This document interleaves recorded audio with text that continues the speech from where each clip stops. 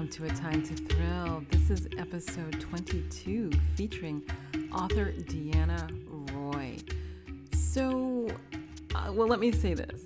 So it's featuring author Deanna Roy, who also writes as Annie Winters, romantic suspense, Abby Tyler, sweet romance, and her super popular current pen name JJ Knight, who writes romantic comedy.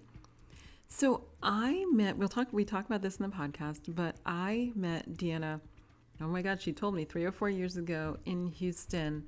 I'm sure I've mentioned on the podcast, some authors and I get together. We usually rent a beach house, sometimes in California. That year was in Texas. And we talk about writing, marketing.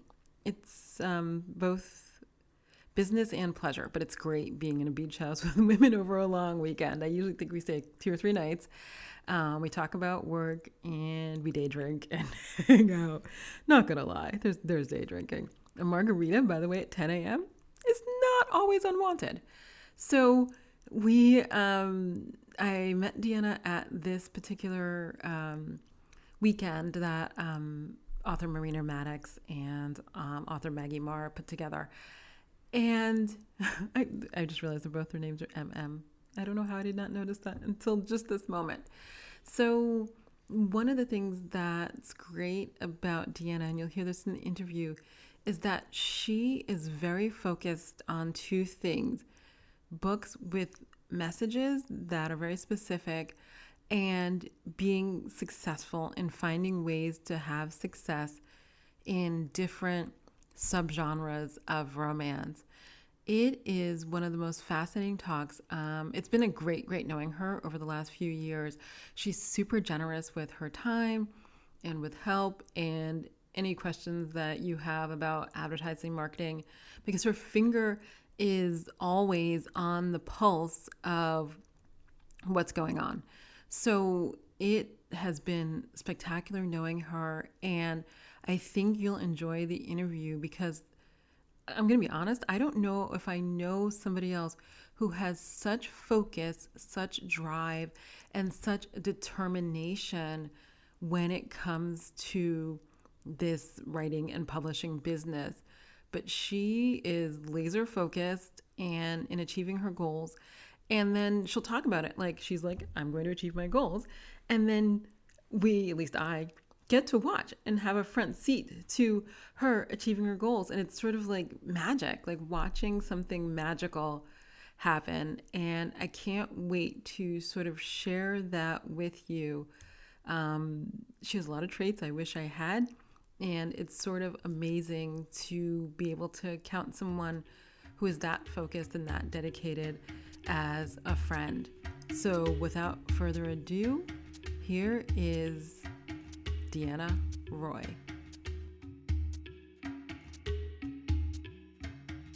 Hi, and welcome to A Time to Thrill. This is your host, Aime Austin. This month, I have the utter joy of interviewing Deanna Roy. Say hi, Deanna. Hello. Deanna, I met, oh God, I'm always so bad at this, maybe 4 or 5 years ago. There's the year that we can't talk about. So maybe 4 or 5 years ago, I think I met you in Texas California. Oh my God, whatever. I met you a few years ago.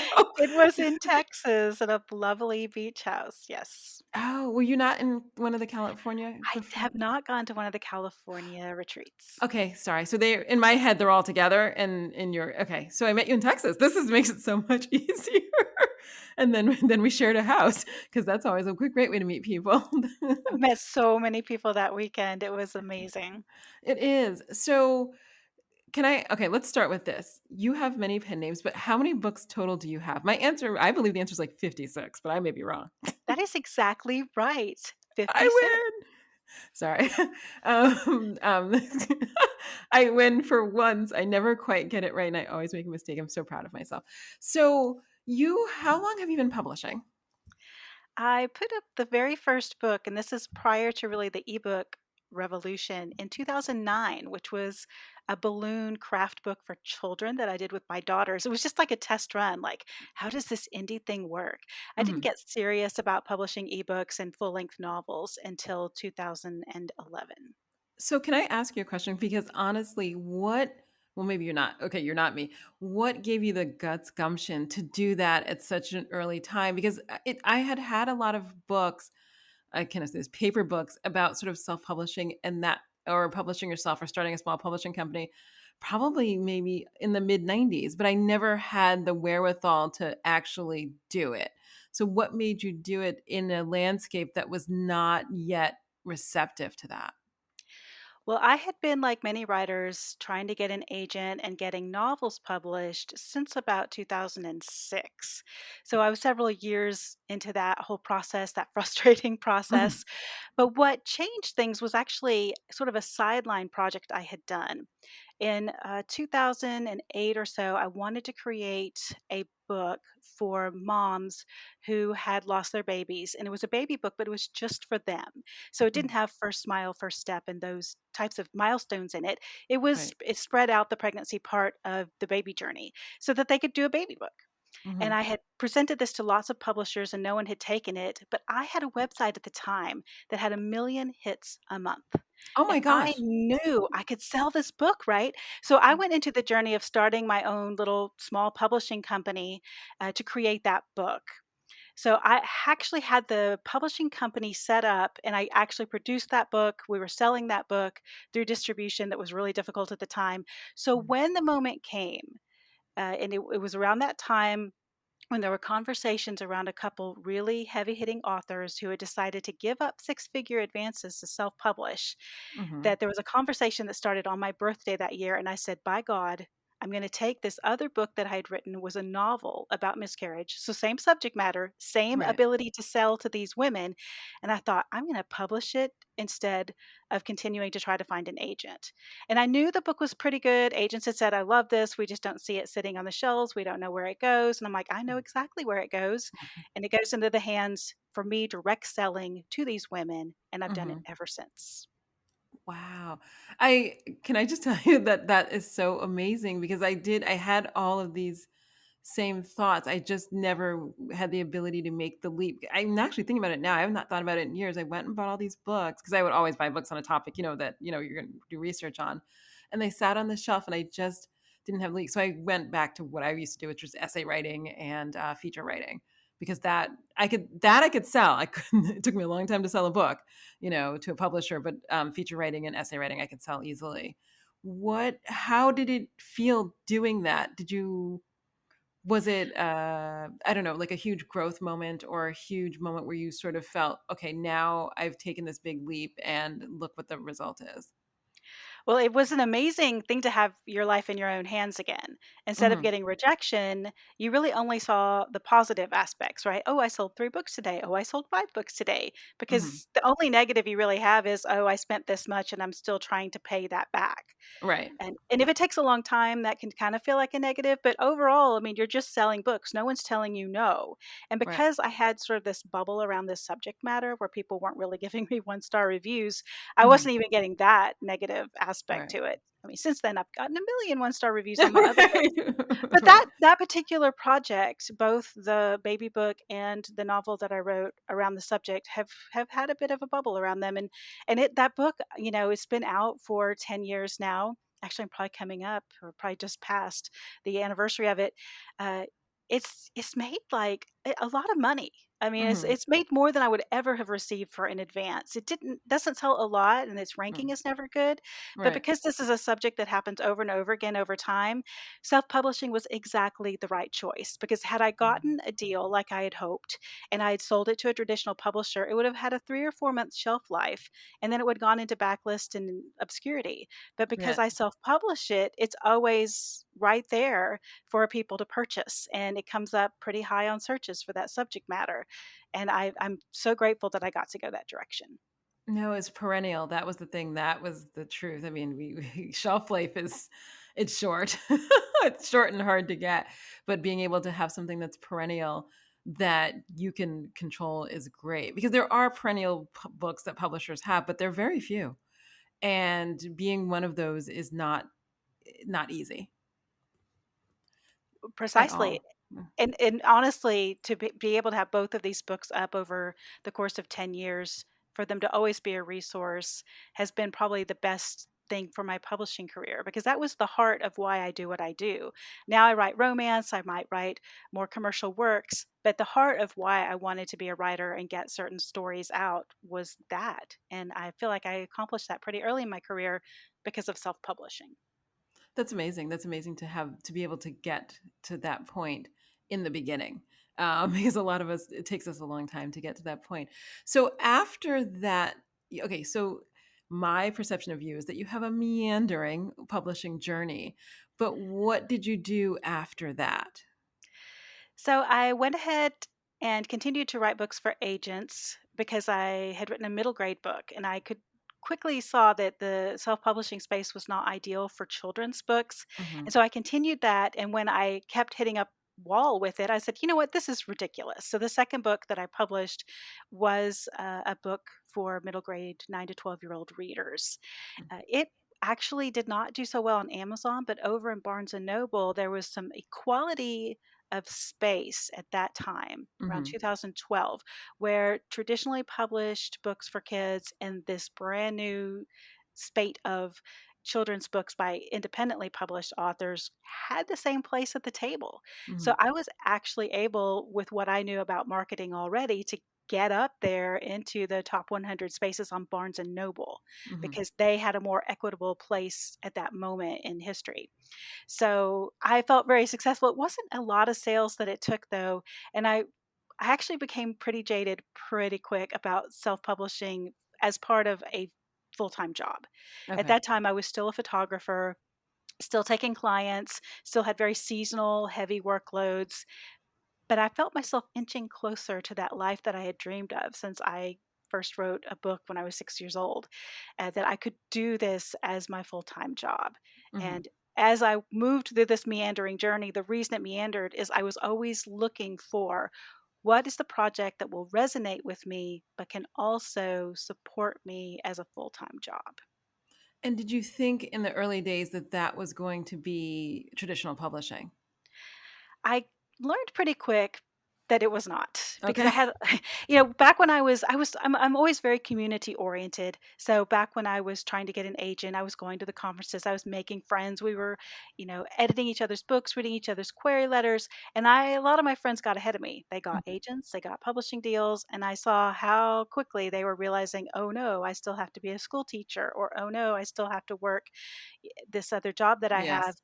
So I knew that that was not gonna be a thing. Even if they weren't telling us how much they were making or what their advances were, I could Hmm. tell by the way they were having to live their lives that it wasn't gonna make it, Right. easily. Now people obviously do, but I saw how rare that was, and I thought, I'm more likely to be the rule than the exception. So let's Right. go with sticking to the rule and figuring out what I can do to inch toward that goal, and traditional publishing wasn't gonna be it. Oh, So, yeah, I started playing around with genre. I wrote, romantic suspense. I wrote sports romance. What I learned very quickly with my first romance is I didn't know how to write a romance. And this was surprising to me, Amy. I've been reading romance since I was like 10 years old.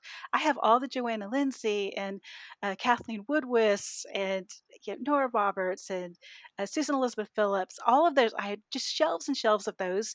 And in fact, in my 20s and 30s, I had been, I actually very early, I think in 98, put up a romance review website back when we were using GeoCities. oh, I remember. Yes. Oh, geez. Yes. Yes. I had a GeoCities like space for romance reviews. I had hundreds and hundreds of I had read so many romances. I thought for sure I can knock one of these out. I, spoiler, I could not knock one of those out. Wait, so what do you think the disconnect was? Because look, I was just thinking about this. I was driving. I was driving, and in LA, I was just driving, and I was thinking I had read so many romances, probably thousands, by the time I sat down to write one. But when I sat down to write one, it was so hard. And it was unexpectedly hard, and I couldn't figure out what the disconnect was. Like, I read stories. I've read a lot of these stories. Why is it so hard to write this story?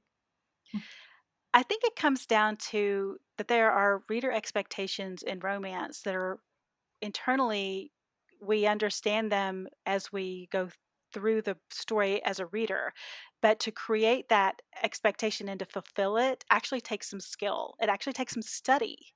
Mhm. So my first romance, which is still up there, was Stella and Dane, and it was basically a romance based on some characters from my previous novel, which was women's fiction.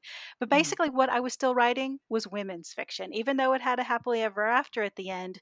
The tone, the pace, the pinch points in the story, they were not aligning with what romance readers were looking for. So Mhm. the books were not getting very far. Like my current fan base would buy them and they would Mhm. love them because they were women's fiction like my other one, right? But Right. then it was not translating into romance space. Right. So I wrote 13 books before I finally figured out what I was doing. So Wow. I much mean, it took yeah, no, it took I mean, years. it took years. Like I was just driving. I was thinking, well, I'm not going to get those years back, obviously, but it was just amazing to me how long it took to figure that out because I did do the same thing. So I read a lot of romance when I was growing up, but I also read a lot of women's fiction. And I like both. And a lot of the authors from back then would make that transition. So they would write like category romance for Harlequin, then they would write, longer books, and then they would move over to women's fiction. This is all print and traditional. So I was like, oh, I see a career going that way. But what I didn't have was the grip on the romance. Me neither. Mhm. Honestly, it wasn't until another romance author who had already done her heavy duty study sat down with me and we went sort of beat by beat through the draft of my book and figured out where I was going wrong. Mhm. And I will admit that every single point that I had to change was painful because it rubbed up against what I had been doing as sort of a literary writer moving into commercial, now having to take the step into genre. Right. But now, I mean, it's everything. I love it. Those pinch points that were hard at the beginning they're what I live for in my stories now. So how did you make okay, well, the transition, well, for me, it was painful, and I may not have made it successfully. So what how did you make the transition? How did you without well, in my case, without copious amounts of wine and then laying on the bed crying, how did you make that transition from that those books that didn't resonate in that way to books that resonate very well in that way? I had to unlearn a few things. Like a lot of us, I was in critique groups that were by and large a little too heterogeneous. They had, Mhm. science fiction authors, fantasy authors, historical writers. So we were all in this same group and we were basically line editing each other's works. So Mhm. I'd been taught through this critique group to do things that don't work well with books you want to read a little more quickly. Right. I was trying to resonate. I was trying to be beautiful. I was trying to be, you know, memorable and in some ways I was getting in the way of the story for Right. romance with all these techniques that I had been told. I basically had to unlearn them all. I had to pick up my pace. I had to not sit there and describe the entire room. I had to Mhm. not try to have a setting that had some sort of meaning, Mhm. or theme to it. I needed to stick to here's our story. And one of the big things that helped me were learning romance structure, like Romancing the Beat by Gwen Hayes. There's quite a Right, few it's of them out great. there. I Right. really internalized those structures. And eventually, somewhere around 2017, I created sort of my own romantic structure that I can now hang all my romances on. And it saves me every time my book feels like it's going awry. I'm like, I just go back, like, oh, you didn't do this part of the structure, and that's why you're stuck. And I get it in there, and then I can zip through to the end. Okay, that makes sense. That makes sense. It's just so interesting because there's no well, maybe there is a road to get from A to B, but I don't know the road because what you're describing is a thing that many writers I know did. I did it here. I was like, so what I'm going to do is I'm going to join a writing group, and I drove down to this college called Otis. I don't even know where it is, somewhere like south of LA. And but I was in a group with literary writers and sci-fi writers and fantasy and all of this like just a big group of writers as if all story were the same. And I do believe there's some inherent things about story structure, but genre writing is very, very different. Yeah, I completely agree. You really have to study it with intention and not just Yes. assume that because you read it, you're going to internalize it. Yes, that's the thing. And also, one of the things, at least I found for a lot of romance writers, is that we read pretty broadly. So we may have internalized story structure, but not genre structure. That absolutely makes sense to me. So what? So you okay? So you have written. I know you have clean romance, romantic comedy, romantic suspense, and probably some fourth thing I don't know. But what? Okay, when you started, where did you go first, and why did you start there? Well, the very first romance was linked to a women's fiction that I had written. I don't know why I thought that would work, but for some reason that made sense in my head. Right. Uh, but because it was basically a prequel of sorts. I was kind of Hmm. hemmed in by my story that pushed it even deeper into women's fiction. So I quickly cut that off. I said, I need to start over. I need to create a new series, just take some risks. And the problem was the marketing because I knew I wasn't really selling well enough to take a big leap about writing maybe just for the fun of it as opposed to with this big heavy message I had. Right. I wanted some help. And in the end, the very first series that I wrote is pure romance. New adult was all the rage. And because Right. it was such a huge trend and people were just killing it in new adult, I knew that was the space I wanted to write my next book. I still had, that affirmation side that I wanted to write about things that matter to me. So I went ahead and inserted the baby loss storyline into this new adult romance without realizing that I was creating something almost completely new. That no Hmm. one had ever told a story about two teenagers in high school who get pregnant and their baby dies. And Right. what does that do to them over the course of their new adult life when they're trying to become adults in the world in college, and how will that discolor the way they perceive new relationships. Right. So while I think everything I just said to you sounds like women's fiction all the way, I had Mhm. help. And every time I kind of veered too heavily into, oh no, whoa, they pulled me back and said, okay, let's let them have sex in the library. It's like, okay. Sorry, yes. And that was the great thing about what became the Forever series. And that became my first hit book. And because I had several books under my belt, 13. Mhm. I knew I had everything else in place. I had the website, I had the mailing list. I kind of knew a little bit about advertising. I knew about social media and how to work, making sure that you're visible. So everything just kind of came together. But I will say, probably the most important thing. All those other things had to be in place, but the most important thing when I released Forever Innocent was that I had made author friends in my genre. Ah, okay. So when things began to go south, like it did really, really well for a couple of days and then it started dropping off completely, I could go to them and say, what do I do? What do I do? And we were all able to start this network. Like, well, I'm going to talk about your book on my Facebook page, or oh, I'm going to send out a newsletter with your book. And that is, I think, makes a lot of the difference. Mhm. The That's community is, I think, is critical to success. Sure, can you be a lone wolf and do it? Absolutely. But I would say that many points in my journey, without the community of writers around me, I would not have succeeded, at least on that book. so you're what we call in LA an overnight sensation, which means you've been working at it for like, 5, 10 years. Right. And like now, look, he's an overnight sensation. What year was it that that book, the Forever series, came out?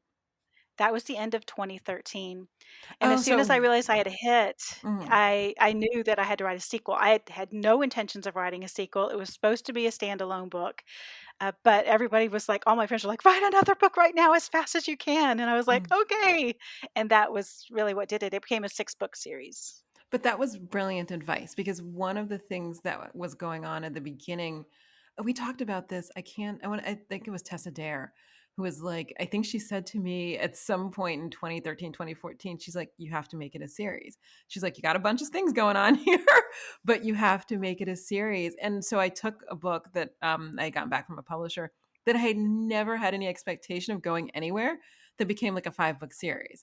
But that advice is sort of priceless, but I don't know, it wasn't for all the things we know about marketing, that wasn't the first thought. Right. And so you got that advice. That's actually great advice to have gotten at a very, very good time because 2013 was a good time for that. And so in the new adult space, what pen name were you writing under? That was my real name because, Oh. again, my real name books always are about issues that personally Mhm. affected me. So the Forever series was about baby loss. It was a core story that I wanted to tell. And Mhm. I had several friends that we could incorporate. And in fact, I wound up circling back to that original women's fiction because I couldn't leave it alone, right? No. And the 3rd book in the series, I had them meet because it made sense Right. because they were in the baby loss space and she was a traveling speaker. She meets her, and then I could bring her in for another book because I couldn't write 6 full-length books about the same couple. I I've seen had people do it, so I don't know. I mean, I know, yeah. well, I tried it. I did actually try to after I finished the Forever series, I was like, "That was really hard," Mhm. because I only had 3 people, and I felt like I moved on to JJ Knight that year, and we were being very successful with exactly what you just said. We were writing entire series with the same couple. Mhm. So I had Uncaged Love series, then I did the Fight for Her series, same couple all the way through. They were cliffhanger serials, Right. which were all the rage in 2014. Yes. So when I came to when was I going to write again as Deanna, and I knew I was going to write about the adoption space, I thought, oh, this will be fine, except that I didn't want to write cliffhangers anymore. And that Right. seemed to have been a mistake. That series, while is absolutely on par with my other books because I was writing about the same couple for 5 books, I think I didn't have quite enough material for my story to do that. Okay. And so is that so you're saying that's when the JJ Knight was born. What made you want to reinvent yourself with a different pen name as opposed to riding the horse of the original name? Because I mean, we as authors spend a lot of time talking about pen name management, branding, changing, staying the same, staying in a lane, changing lanes. And that's a pretty big leap to make when you were successful at what you were doing, not 99% consistency, but you were really successful at that space. And so changing, what would prompted that? It comes back to this idea that I wanted all the books that had my real name on it to Mhm. be about my own personal experiences, and I had run out of things to write about. So I really wanted to I wanted to write the cliffhanger serials. I didn't want to write those as Deanna. Mhm. I felt like that was gonna be a fad, and I think Well, that's it's the true. yeah, it's true for the time, especially those particular ones that were, like, very short, 25 to 30,000 words. We were Mhm. releasing them weekly, Right. which is insane, so insane. I wouldn't do that again. But I just wanted to see. At the time, I was being asked to teach classes and things, and everybody's like, "Well, you're Deanna. Of course your books." I'm like, you say that? I'm gonna start over." And so JJ Knight was actually an experiment to see if a hermit author who had no social media footprint, who did not talk to fans, Mhm. uh, could be successful. So JJ, when she was created, she had a Facebook page that was only posted to when she had a book out. Right. There was no Twitter. On Facebook, you could not message JJ. That was turned off. We Mhm. had a Goodreads page to put all of her books on, but messaging was turned off, and we did not friend anybody. We did create a mailing list generated through Facebook ads that you would get the first serial by JJ by signing up for the email list. And Right. that blew up really quick because Okay. Facebook ads were quite effective at the time. Mhm. And we proved the point. I mean, JJ Knight was an outrageous success. Just unbelievable how well she did. She was, of course, wide because KU came only later that year. Right. But the amount of money she made, the amount of books that she sold, I mean, we I published 14 books that year. Oh, wow. Oh, wow. That's a But lot. I remember, mean they were short, these right. were serials. At the But it's end of still the a lot year of work. I mean, yeah, well, it there's a was. lot of management with that. Well, I had a team at that point. I had to. I had a full-time assistant. We had editors, copy editors, designers, uh, graphics people. We had everything. I mean, I say we because I feel like it was all of us, Okay, so getting that out. so I have to ask you what gave you okay, you're clearly a brave woman because I would not do all this. What gave you the self-possession to just go, I'm gonna say this, balls to the wall with that idea? You're like, so I'm gonna create this hermit author and we're all gonna, we're gonna go all in. Well, we actually were inspired by H.M. Ward. I mean, she had put out that arrangement series that year and Yep. was Yes. just killing it. So it was like, this looks like a successful space. And I felt like I sort of kind of understood how it worked. And I wanted, honestly, that was 2014. In 2015, I did it again and I created Annie Winters. Again, Hmm. it was a secret pen name. Nobody knew who it was.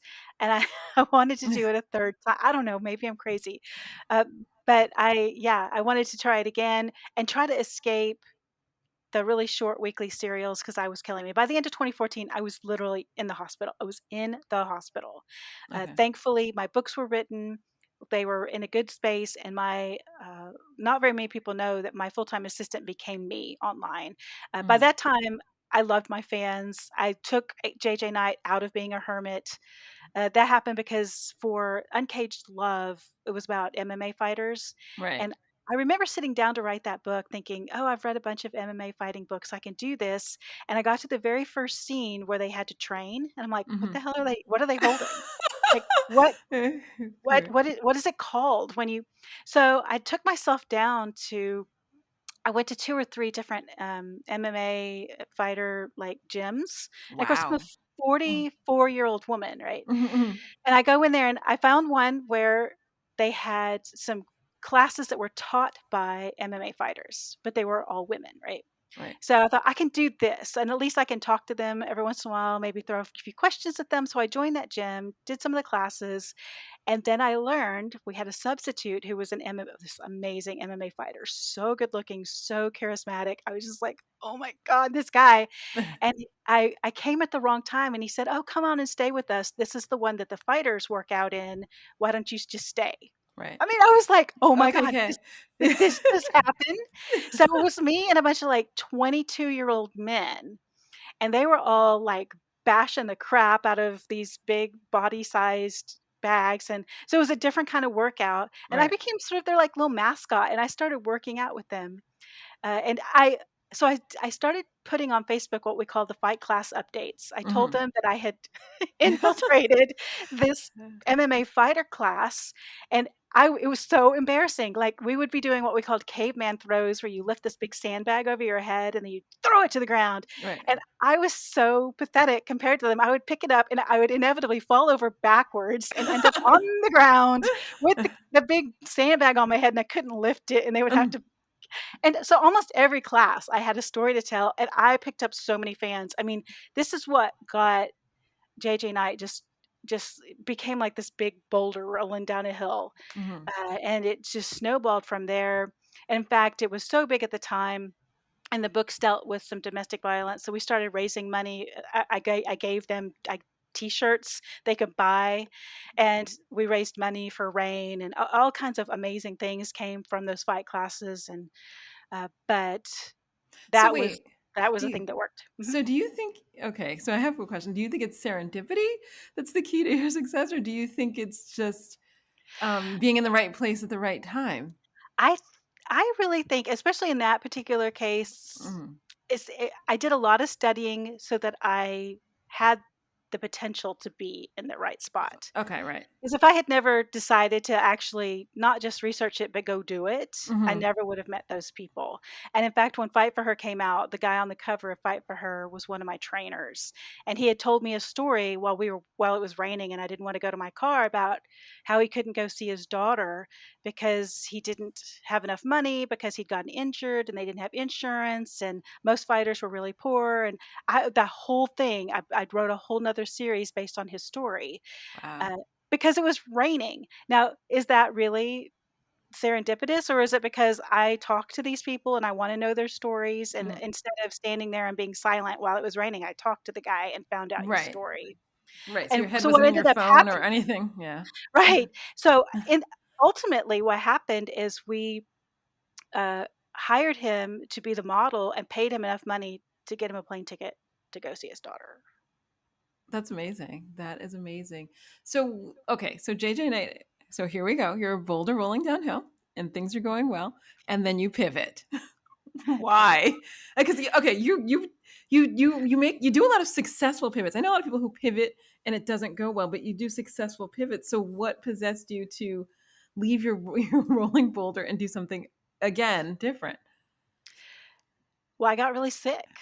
Hmm. I ended up in the hospital and I felt like, ooh, something about this pen name and this success and this trying to publish weekly serials, which we were doing like every 2 weeks by then, is too much for me.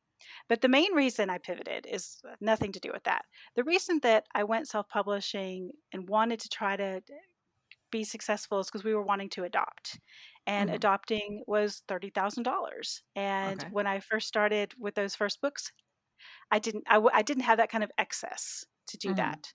But when Forever Innocent hit, well, then I had the money. But then it's like the success bug hits, right? Right. So I'm doing these books. Simultaneously, we are going to adoption classes, trying to get our, agency up, trying to get all it's a process. Let me tell you, it's a process. So at the end of that year, that was when we got licensed to adopt. So it was Okay. really a personal pivot. I could not maintain that kind of schedule and take on a newborn or Hmm. whatever it was we were going to get. So Right. 2015, the next year, which is when I would have continued my JJ Knight career, Right. I put her to bed because I could not continue to write cliffhanger serials at that pace. Yeah, it was. That's I walked away. that is so hard because, well, okay, maybe you don't have this. One of the things that authors we talk about is that I don't call it guilt, but the feeling. So fans are like, I mean, people email you. These readers will email you. What's next? What's next? When is it coming? It's nothing for pre-order. What's next? What's next? What's next? How did you deal with that? Because once you get such a fervent fan base or a fervent sort of group of readers, what they're waiting for is what's next. Well, what I did actually that year was very intentional. I put a lot of thought into it. Remember, JJ Knight was a secret pen name. Nobody Mhm. knew that JJ Knight was me. Right. And I made a Christmas card that year. And we were just about to launch Annie Winters. Annie Winters was a series that my husband and I were writing together with the idea that I could write slowly, methodically, with him helping me. He's also a writer, my husband. Hmm. And that we could do this this would be what my career looked like while we went through this process of adoption. Right. So I had my Deanna Roy fans sign up for a Christmas letter from me that year, the Christmas 2014 going into 2015. And Right. then I had my JJ Knight fans fill out a Google form saying, I would like a Christmas card from JJ Knight. And of course, we were at the same time starting to pitch the new pen name that would be the slower, gentler pen name, Hmm. and got them to do Christmas cards as well. And then I took all those three lists, I combined them, took out the duplicates, which were pretty substantial, actually, Yeah. more than you would think for Mhm. being a secret pen name. Right. And then we sent them Christmas cards in the mail announcing that all these people were the same person that we were going to adopt in 2015, and we got everybody on board. Like all the fans went on board. They were on the journey with me. They knew that we were going to adopt. They knew that my career was going to look a little different. And I didn't get any of those messages. Oh None. wow. Okay, so that, but that okay. Okay, you're exceedingly clever because that is such a good idea rather than back ending it, but being upfront. And so then Annie Winters was born. And what was it like writing again in a different space? So the idea of Annie was that we were looking at what was happening in like cozy mystery and how Mm, you could take a set of really brilliant characters and make them kind of infinitely forever write a series with them. right. So we created this world. My husband and I. He liked to do the car crashes. I liked to do the love scenes. It was a really great pairing. We were able to split the work, and we had an amazing time. We did Mm, audio simultaneously with all those, and we felt like this is the career that is going to stand the test of time. right.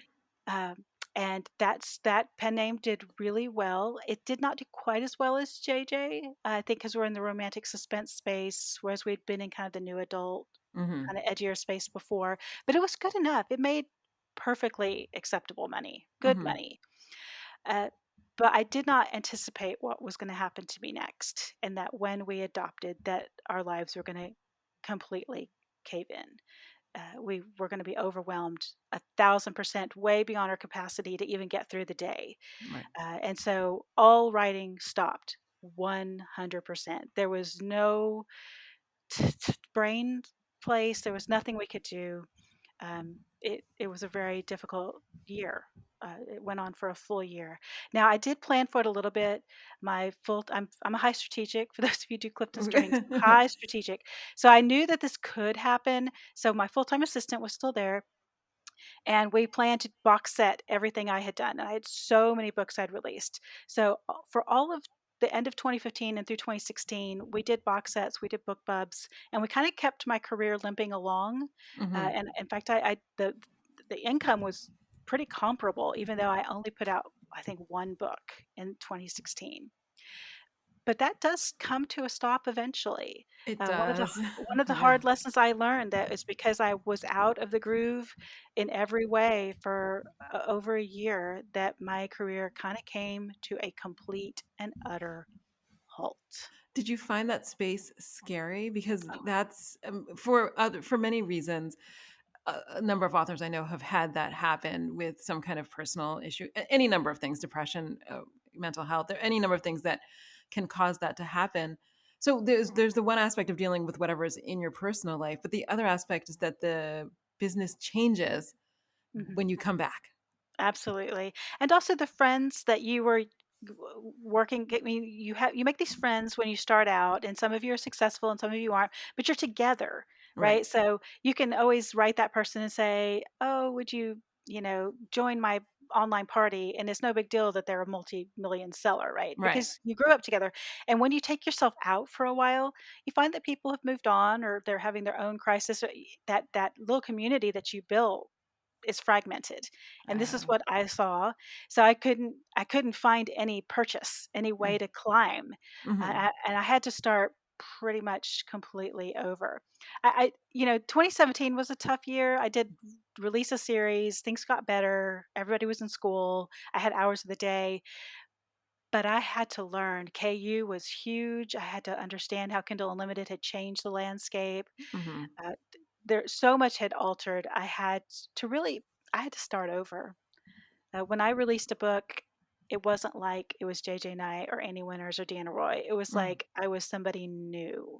Because even your email list will get stale over time. Yes, the attrition is.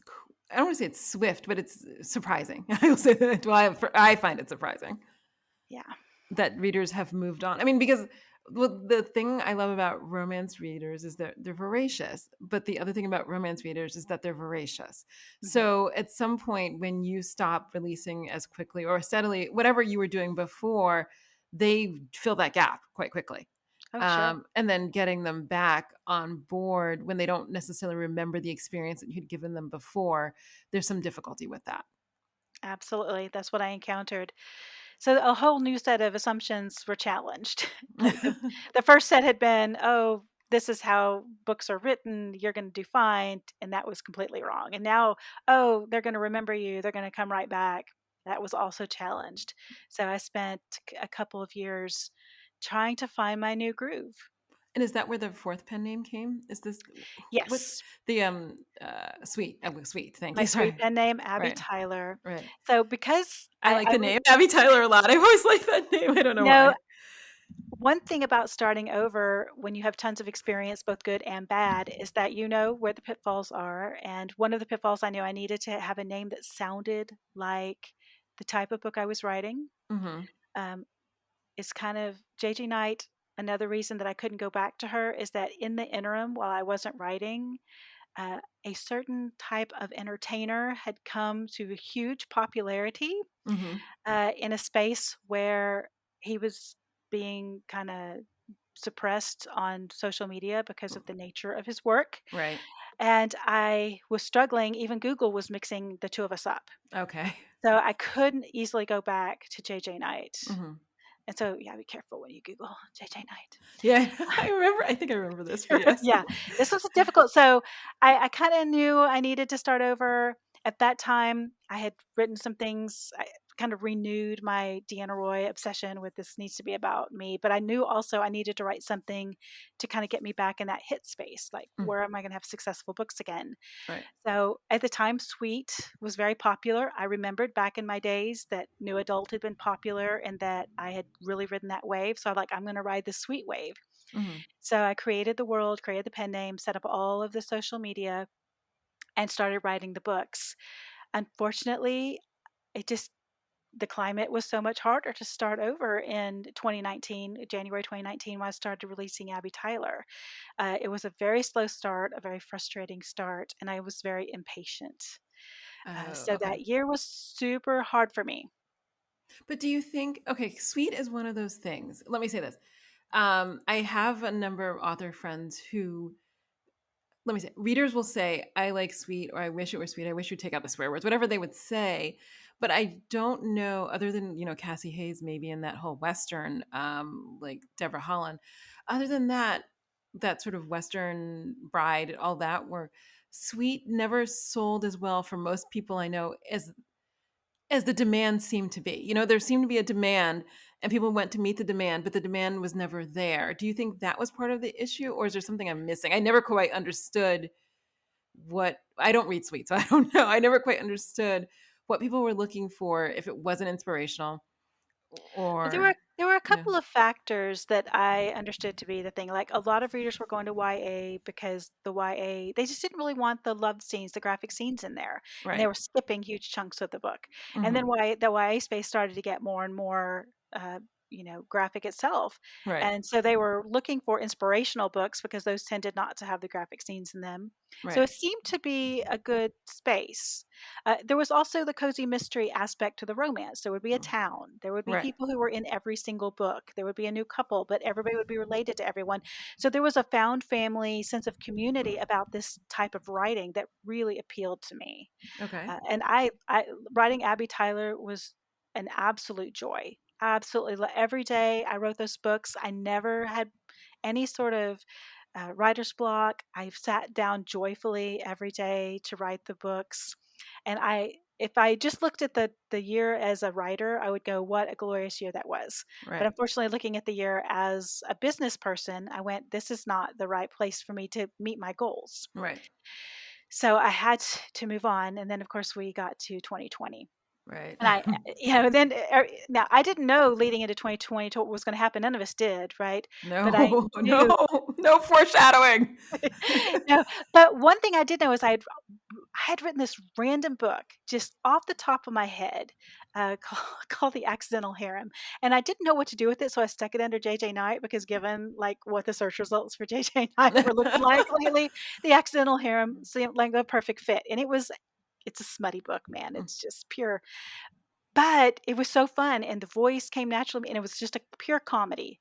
And it was successful. In the middle of all that grimness, Hmm. it's almost like I put all the scenes that I couldn't put in my sweet books into into one, and it did really well. So, when I realized that Abby Tyler was not gonna be my full-time job, it could only be a hobby pen name, and I think it's important to distinguish between a hobby pen name and a full-time job pen name, which is what I'm very clear on now. Hmm. I decided, let me go back to that comedy. I never thought of myself as funny. I never thought that I could write funny stuff, but I successfully did it then. So I was just randomly got this idea when we were looking up euphemisms for male anatomy.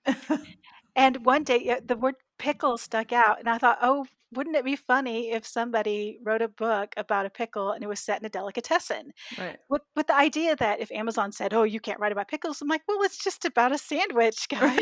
It's fine. It's fine." Uh, and s It was actually when we went to that retreat at the end of 2019 that everyone was Mhm. so excited about the premise of the pickle. I had not committed to writing the pickle series until we went to Oh, that retreat, and okay. all of you authors lit up every time I talked about it. Okay. I And remember this, but yeah. yes, But from most my people own don't perspective, realize obviously. that was a turning point because I realized if this group of writers are going to be so lit up about it, what are the readers going to do? They're going to go bananas. So I Right. wrote Big Pickle pretty quickly, and planned to release it in April 2020, having Mm. no clue what was about to happen. Right. Um, but it being the perfect moment Mhm. because it literally came out April 1st, 2020. It was designed to be an April Fool's release, not Right. knowing that just 2 weeks before we were going to hit the lockdowns. And I almost didn't release it. Everybody was saying, "Oh, don't do anything right now. This is a bad time." But this was my first big release in a long time, and I said, "I just have to go. I just have to go." And Right. what a blessing that I did because it hit. big, hit the top 100. I had never hit top 100 on release. I'd gotten close, but I'd never actually hit it until Big Mm. Pickle. And of course, I wrote a sequel and have a series, and now I have the whole pickle verse. I Right. mean, Yes. so yeah. I mean, I'm guilty of sending you random pickle things But it's that I come beautiful. I across. love it. I love it. Authors send me pickle stuff, readers send me pickle stuff. The beautiful thing about writing a pickle series is that when you see a pickle in the wild, you think of me and my That's books. true. Oh my god, it was like 7 in the morning in Santa Monica at the parking lot, and there was a guy driving, I don't even know what to call it, this pickle green Subaru. They seem to be popular all of a sudden.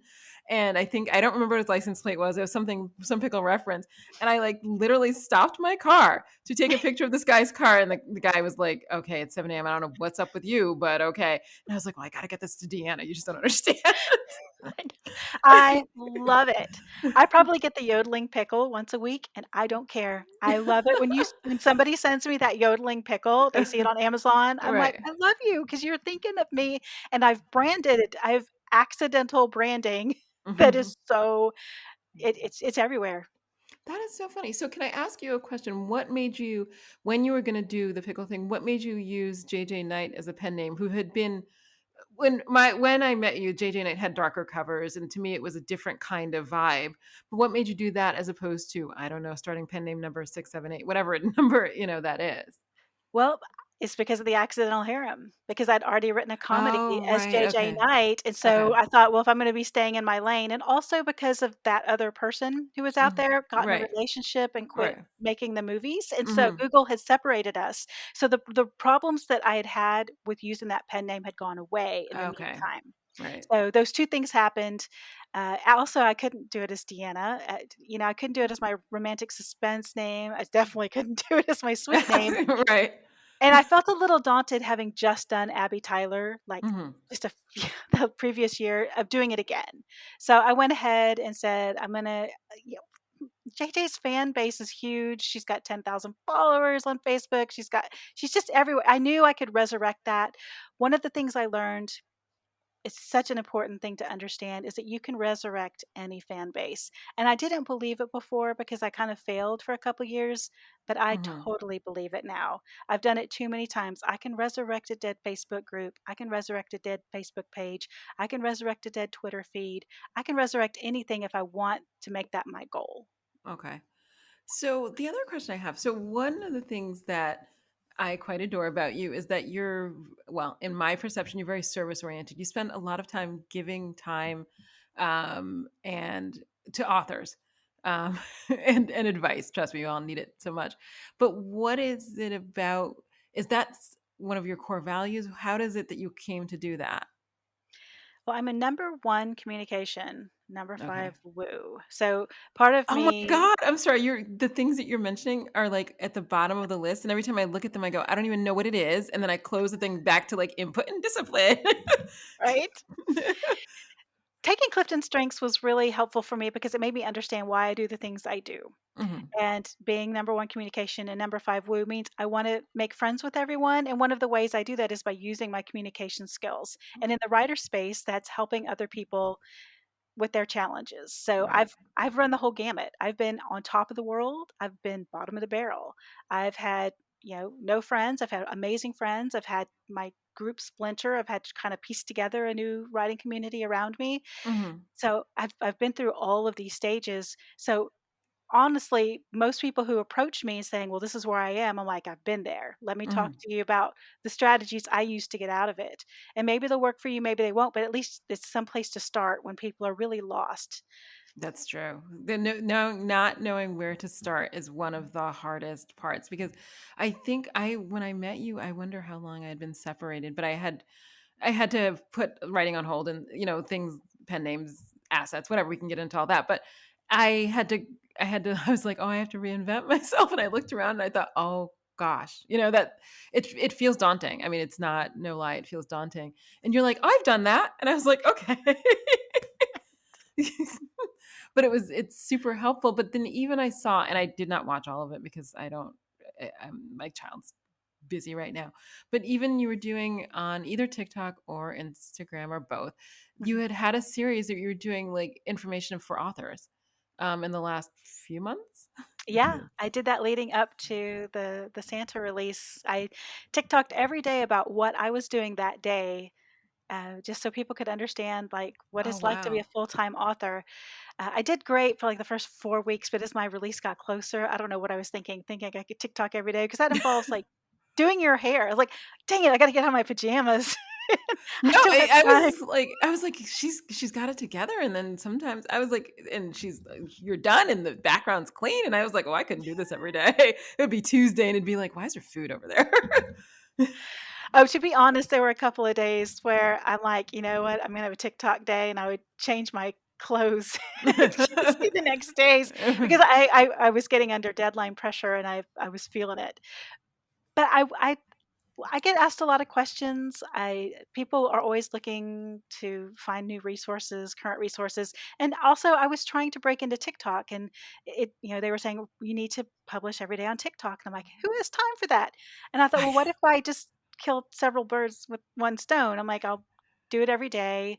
I'll talk about the things that I wish I had known, because sometimes I think people who are new to writing and publishing, self-publishing, think that is so glamorous or that we have all this help or that we have this magical fairy dust poured on us or even more that we know important people and those important people are what make our book sell.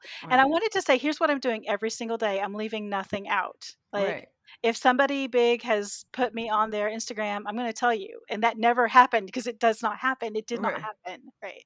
No, it's such a nitty-gritty career. It's something I was just I did an interview for somebody else as the not as the host. And all I could think of, she was asking all these questions about writing, and I was like, so there's writing and then there's the other stuff. And the other stuff is like probably a bigger part of my day.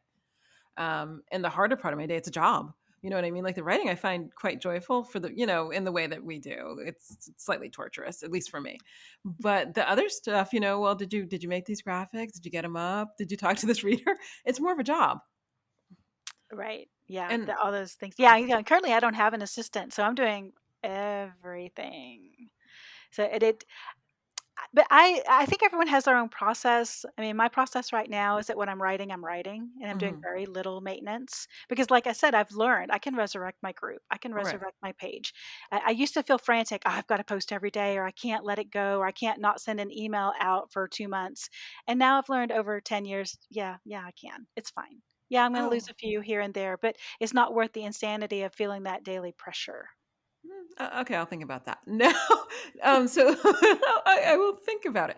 So when okay, so the pickle mango, the verse of I don't want to call them vegetables, fruits, whatever. Did you ever hear from the MMA readers? Because to me, I just wonder what they thought.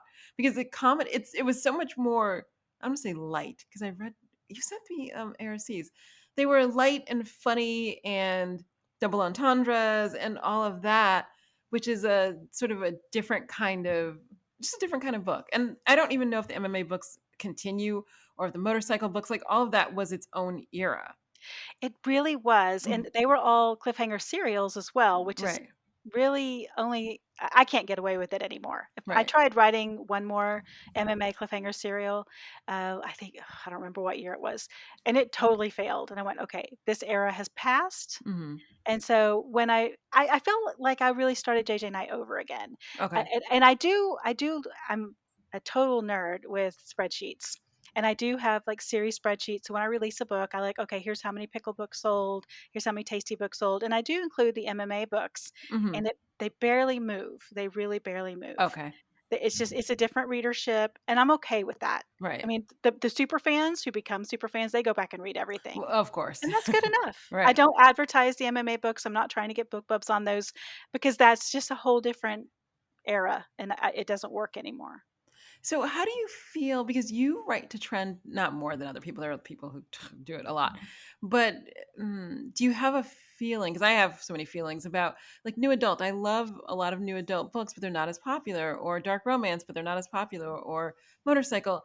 And the hills and valleys in popularity in romance seem quicker, maybe because of the nature of publishing. They come and go so quickly. Do you have any feeling? Do you have any personal feelings about that? Are you just willing to ride the next wave?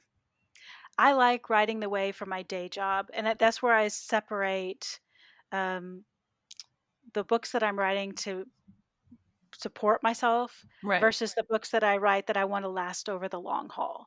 So Okay. even though like the Forever series was a new adult, it had a resonance to it that made them sticky books. My MMA books didn't. They are Right. not long haul books, but they were amazing at the time for supporting me.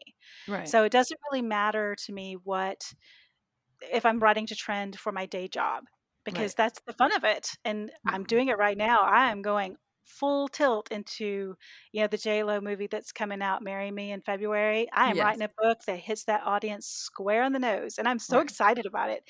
And I'm thrilled about it. Do I expect that book to still have a lot of popularity in 2030? Hmm. No, I do not. But I am having a blast doing it and it's a great day job. That's true. Oh, that's okay. That is such a different way to look at it because if I guess if you looked at it as a day job, like in any job you have, if I had worked for, let's say, Microsoft and you created the software and the software goes away, I don't know if I'd be lamenting, oh, the death of Windows 7, you know? Right, Uh, right. Yeah. but okay, that's okay. That's a And also the completely work you different, did on a day job. I mean, if you're right. making a restaurant and you're making food, you don't expect 10 years from now that food to be memorable to the people who ate it. It was just what you did at the time as part of your daily work. Okay, so I literally am going to have to put that in a box and think about it because it's such a different perspective that I've never considered before, but it makes a lot of sense. And I think in my head, just dialed down the angst about 1,000%. Well, I will admit I have plenty of angst. In fact, this year I went ahead and got an agent, and we're submitting some Deanna Roy stuff, like the Hmm. stuff that I do want to last. Right. I wrote an epilepsy book because my daughter and all the things I wanted YA book about epilepsy to be in the world. And Hmm. so I'm very angsty about that and very angsty about changes and edits and all the things. But it would I will self-publish it if I need to, but I still feel that angst about what I find is my core pen name, my legacy pen name, Hmm. my Right. legacy works. But what I write day to day is not legacy works. It's fun. I have a blast. I enjoy it. I enjoy the fans, and it makes the best day job in the world. That is the best way to end this interview. I literally do need to lay down and think about that because you have just like shifted my mindset about how I feel about two of the pen names I have. Because I drive and I think, but is anybody ever going to read those anymore? But if I'm like, if I guess if they made their money and they did their thing and they paid the bills or they fed me that day, then they did a great job. They really did a great job. I, So, what's next for you then? So, the book that you're talking about coming out in February, will it be what pen name? I guess I need to ask that. I'm still writing in the pickle verse. Okay. So it's going to be it's a follow up to Tasty Mango. Okay. It's going to be called Tasty Pickle. So it Oh, that's the best. You're right, so because good. it's the It's tasty and the pickle. So all my books kinda are in the pickle verse now, and okay. they're all standalones. You don't have to read any of them in order. I did that on purpose because I just if you enter the pickle verse at any point, I will then point you to where to go next, but it doesn't matter where you enter the pickle verse. Okay. So this is it's gonna be a romp. It's gonna be so fun. I wrote the summary this morning, and I'm like, "Oh, I'm so excited to get started on this one." Oh, wow. So that'll be out in February. That is Hopefully, hopefully. hopefully. I know, but it, there's time. There's time. There's time. Can I want to say I thank you so much for doing this interview and ask to be willing to work with me on time because I had to drive. Um, so where can well, you gave me all of your links, but where's the primary place that readers can find you? I recommend they go to readlaughswoon.com. Hmm. That is the website that taught my daughter how to make websites because she built it for me, but also where all my books reside, no matter what my pen name. And there you can look for how do you want to feel? Do you want to laugh? Do you want to cry? Do you want to be suspense? Or if you want a specific type of boyfriend, you want a lawyer, you want a military guy, you can look for a book by that out of my 56 books and find something. Okay. And then also, where are you most active on social media? I feel like I see you on Instagram every day, but that's probably where I am. I'm probably the most active on Facebook, but I'm growing my TikTok and I'm growing in Instagram. I try to be all three of those places fairly equally. Okay, so I'll include in the show notes your handles. I believe you sent them to me for all I of did. those. And so, Deanna, thank you so much for doing this interview. By the way, I love the way your hair comes out during these TikToks. Sorry, that's just random, but I like the way your hair looks in the TikToks. But thank you so much for doing this, and it was great speaking with you. Thank you so much.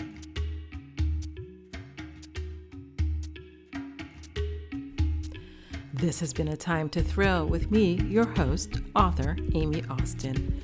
If you've enjoyed today's episode, I hope you'll share it, rate it, and give it a 5-star review on Apple Podcasts or wherever you listen. Reviews will help other listeners find my conversations with brilliant creators. Also, please hit the follow or subscribe button on your favorite podcast app. In addition to hosting this podcast, I am the author of the forthcoming Nicole Long series of legal thrillers. Outcry Witness and Major Crimes are available for pre-order. I'm also the author of the Casey Court series of legal thrillers. They are available wherever books are sold, at your local library, and also an audiobook.